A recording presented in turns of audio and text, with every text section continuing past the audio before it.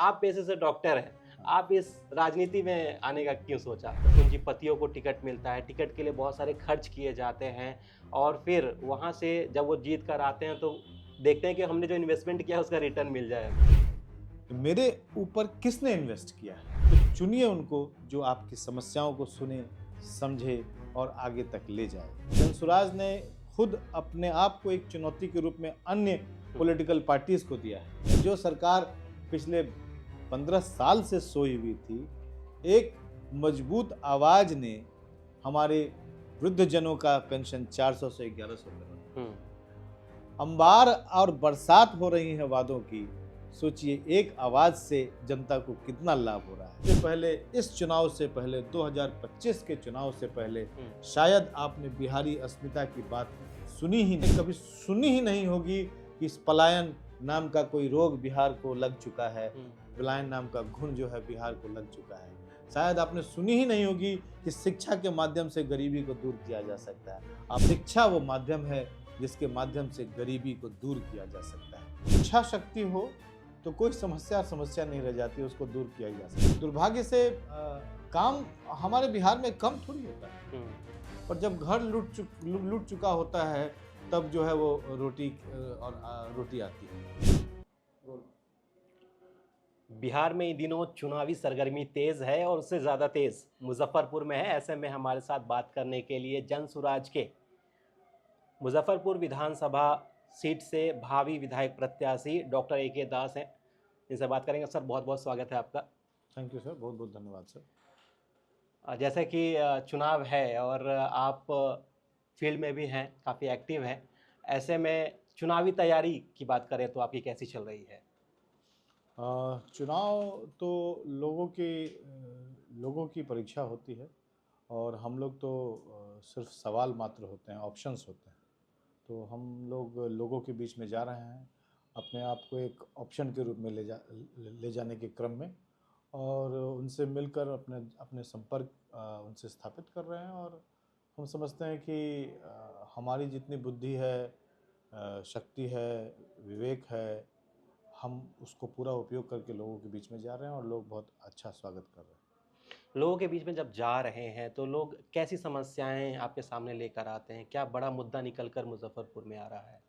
प्रमुखतः 2-3 बातें बहुत स्पष्टतः लोगों के मन में है। एक तो है कि हमारे यहाँ, चूँकि मैं डॉक्टर हूँ, जी। तो पहला सवाल मुझे चिकित्सा सेवा की जो कमी है मुज़फ़्फ़रपुर शहर में, जितनी सुविधाएँ वो एक्सपेक्ट करते हैं मुज़फ़्फ़रपुर के अंदर, वो उनको नहीं मिलती है, तो जिससे वो लोग थोड़ा परेशान रहते हैं। वो मुद्दा सबसे हमारे सामने आता है।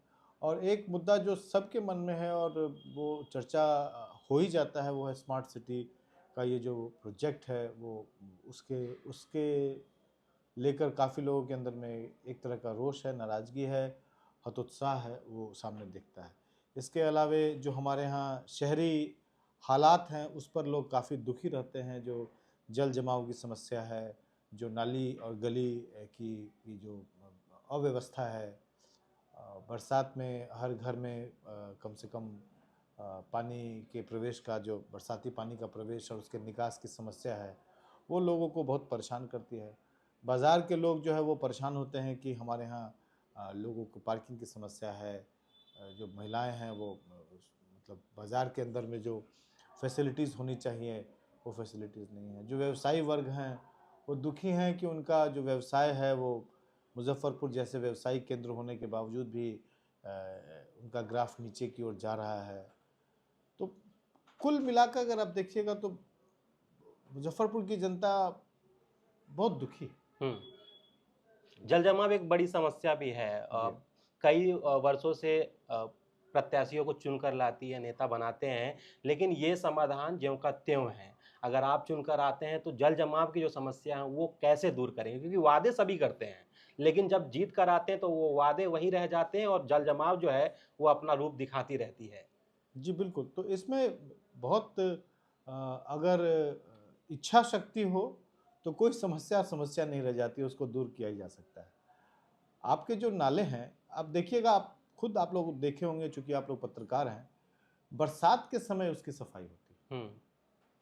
अब अगर आप इस गली में भी प्रवेश करेंगे तो नाले को उड़ा के उसका जो गंदगी है उसको बाहर रोड पर छोड़ रख दिया गया। बाहर छोड़ दिया जाता अब बरसात सूखने का इंतजार करते हैं लोग। है। अब वो सूखेगा कैसे, क्योंकि अगले सुबह फिर बारिश हो जाएगी, हम्म, फिर ये सारा जो गाद है वो वापस उसी नाले में चला जाता है। हम्म, तो ये जो एक्सरसाइज इन फ्यूटाइल बोलते हैं, हम्म, ये फ्यूटाइल एक्सरसाइजेस जो है वो पिछले कई वर्षों से हुआ। हमारा सिर्फ ये कहना है कि अगर आपको नाले की उड़ाई करनी है तो मई और जून महीने में क्यों नहीं उड़ाई होती, जब प्रायः सूखने में समय कम लगता है और बरसात नहीं होता है, आप उसको एक दिन में 24 घंटे में आप उसको साफ कर लेंगे। और तो और जो नाला है वो नाले को जहाँ लिंक्ड है नाला, उस नाले को फर्दो नाला में उसको कनेक्ट करिए और उस नाले का जो एग्जिट है उसको ट्रीट करके पानी को बाहर निकालिए। कुछ वो जो नाला जो निकलेगा, नाली का जो पानी निकलेगा सफाई करके, वो खेती के काम आएगा। जिसको आप एसटीपी का प्लांट लगाने की बात करते हैं, आप उसको खेती के उपयोग में भी कर सकते हैं। तो इन सारे चीज़ों के लिए आपको एक दृढ़ निश्चय और पक्का प्लानिंग के साथ सिर्फ काम करना पड़ेगा। दुर्भाग्य से काम हमारे बिहार में कम थोड़ी होता है, पर जब घर लूट चुका होता है तब जो है वो रोटी आती है। आप पेशे से डॉक्टर भी हैं और जब जल जमाव की बात करते हैं और आपने कहा कि नाले से जो गंद है वो निकाल कर रोड पे छोड़ दिया जाता है, वो सूखता है, फिर वो उड़कर धूल जो है हवाओं में मिलती है और फिर वो उसी को हम सांस लेते हैं। ऐसे में स्वास्थ्य को लेकर इसमें देखिए, मुजफ्फरपुर की AQI इंडेक्स जो है, एयर क्वालिटी इंडेक्स जो है, वो सबसे खराब है मुजफ्फरपुर मतलब बिहार के क्षेत्र में। और उसकी दो वजह है। एक वजह ये है कि हमारे यहाँ जो कंस्ट्रक्शन साइट्स हैं, वो कंस्ट्रक्शन साइट्स पे जो जिस क्वालिटी ऑफ वर्क से जो डस्ट बनता है वो उसका कंट्रोल नहीं होता है। दूसरा है कि हमारा शहर जो है वो संकीर्ण है, नैरो है, और उस हिसाब से हमारे यहाँ वाहन जो है वो ज़्यादा है। तो संकीर्ण शहरों में अगर ट्रैफिक अगर ज़्यादा हो तो एयर क्वालिटी इंडेक्स अपने आप कम होगा। साथ ही साथ हमारा जो कंस्ट्रक्शन साइट है वहाँ पे प्रॉपर पोल्यूशन कंट्रोल का इस्तेमाल नहीं होता। और जिस तरह की आप बात करते हैं, हमारा जो शहर है वो थोड़ा गांव से लगा हुआ शहर है, तो कई बार जो है वो डस्ट जो पोलेंस हैं, जो जो जो प्लांट्स में होते हैं पोलन, वो उड़कर हमारे शहर में आता है। इसके अलावा उस पर ये जो गंदगी है, गंदगी तो उस पर वारे न्यारे करती है। तो एयर क्वालिटी इंडेक्स में मुजफ्फरपुर सबसे निचले स्तर में है, और जिसके कारण हर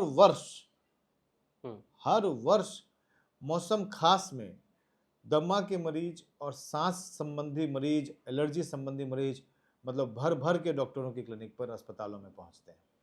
तो आप देखिए, ये समस्या मेडिकल कंडीशन नहीं है, ये समस्या सोशल और पॉलिटिकल समस्या है। इसका निदान जो है वो सोशल लेवल पर होना चाहिए, न कि हेल्थ लेवल पे। हेल्थ तो फाइनल वर्ड है, लेकिन उससे पहले ये समस्याएं जनित ही नहीं हो, पैदा ही नहीं हो, तभी इस समस्या का निदान पाया जा सकता है। बात करते हैं चुनाव को लेकर। पिछले 20-25 वर्षों से देखें तो दो चेहरा जो है मुजफ्फरपुर के नगर विधानसभा में केंद्र में रहे हैं। कैसे देखते हैं उनके कामों को? अभी जो वर्तमान विधायक हैं विजेंद्र चौधरी, उनके और उनसे पहले सुरेश शर्मा।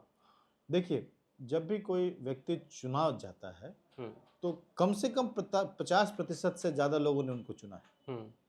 तो कोई भी अगर व्यक्ति विधायक बनता है या नेता बनता है तो ज़्यादातर लोगों ने उनको चुना है।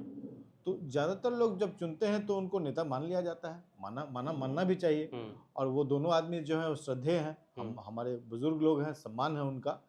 और उन लोगों ने जो काम किया, ऐसा नहीं है कि वो घर बैठे रहे, काम किया, परंतु जिन अपेक्षाओं से उनको चुना गया वो कहीं ना कहीं वो अपेक्षाओं पर वो खरे नहीं उतर पा रहे हैं, और इसके कारण जो है लोग थोड़ा नाराज रहते हैं।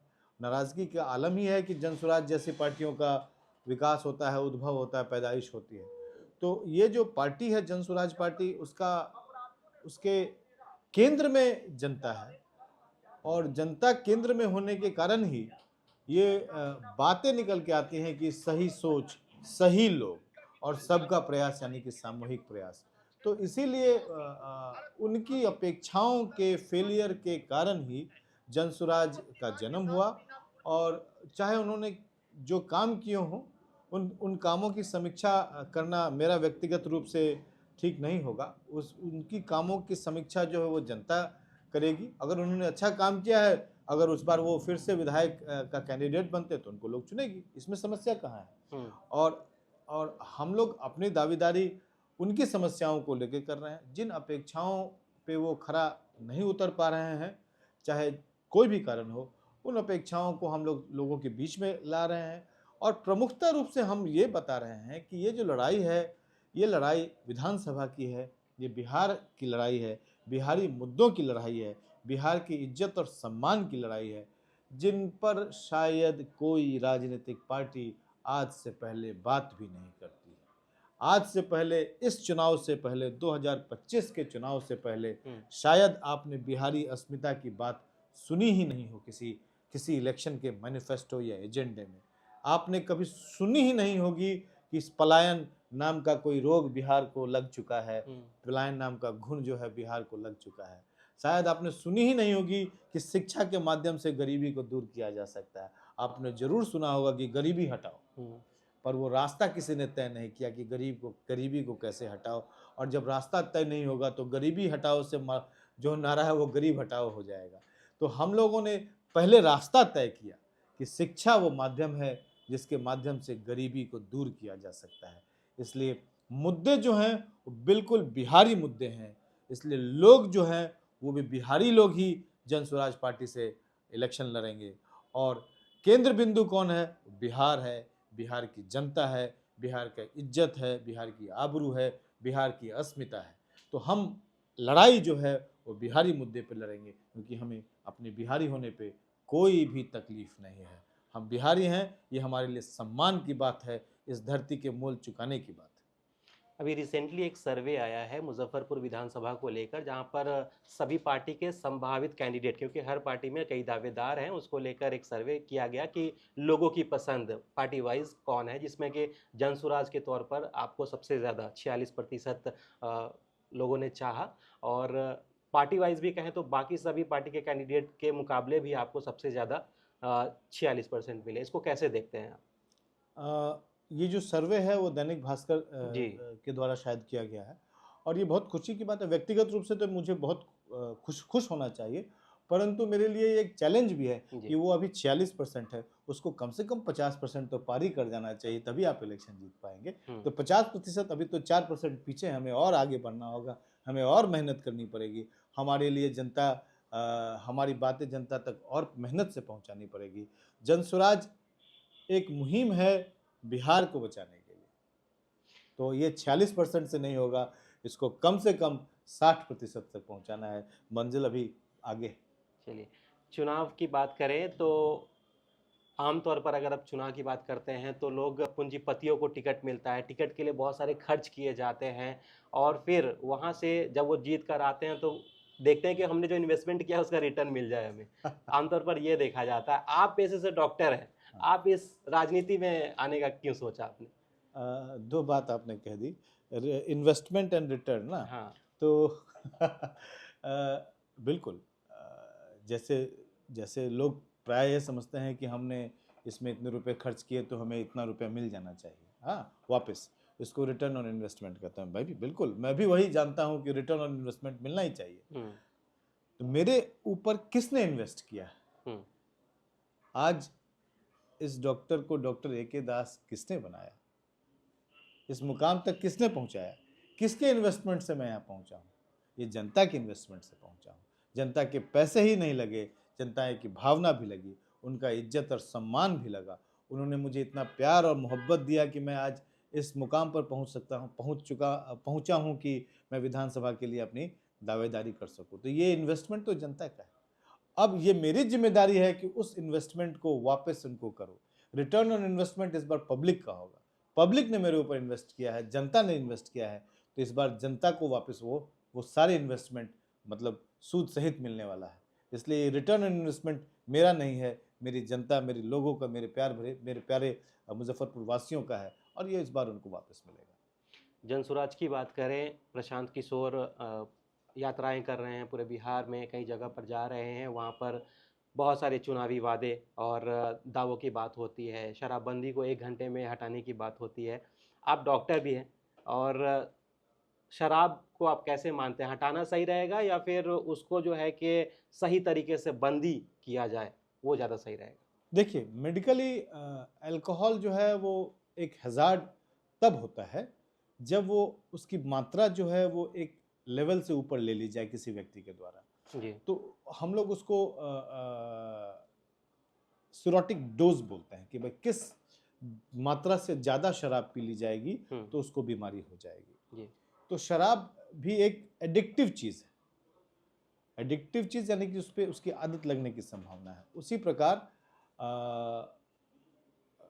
तंबाकू भी एक एडिक्टिव चीज़ है और कई सारे समाज में चीज़ें हैं जिनसे लोगों को आदत लग जाती है।